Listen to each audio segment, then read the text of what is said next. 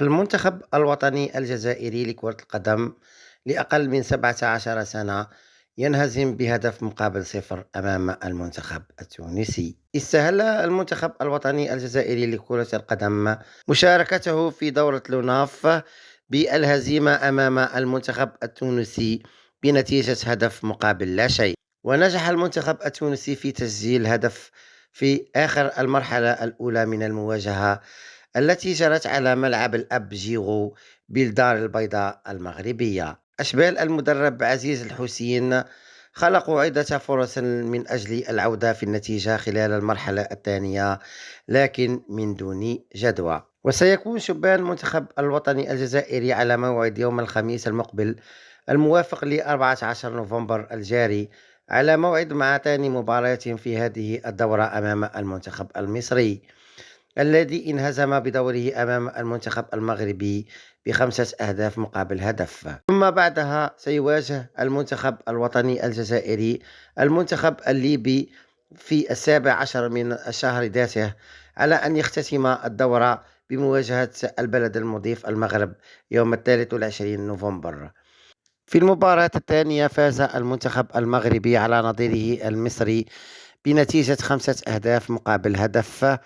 المنتخب المغربي افتتح أهداف المباراة على ملعب البشير بالمحمدية بعد مرور 34 دقيقة من بداية الشوط الأول بواسطة اللاعب إسماعيل العود.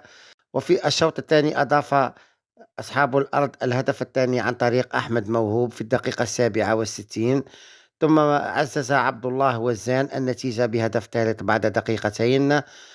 وقتل المنتخب المغربي اللقاء بهدف رابع سجله زياد باها في الدقيقة 76، ثم قلص المنتخب المصري النتيجة في الدقيقة 85 عن طريق ضربة جزاء سجله بلال عطية.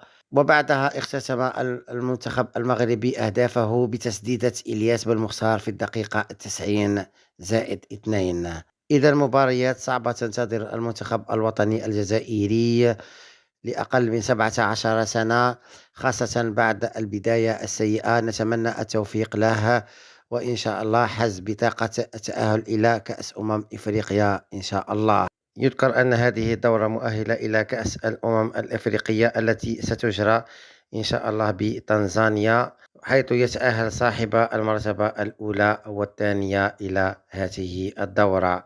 نتمنى التوفيق للمنتخب الوطني. أعزائي المشاهدين، لا تنسوا دعم قناتنا بلايك وتفعيل زر الجرس، وهذا ليصلكم كل جديدنا إن شاء الله. دمتم في رعاية الله وحفظه، والسلام عليكم ورحمة الله تعالى وبركاته.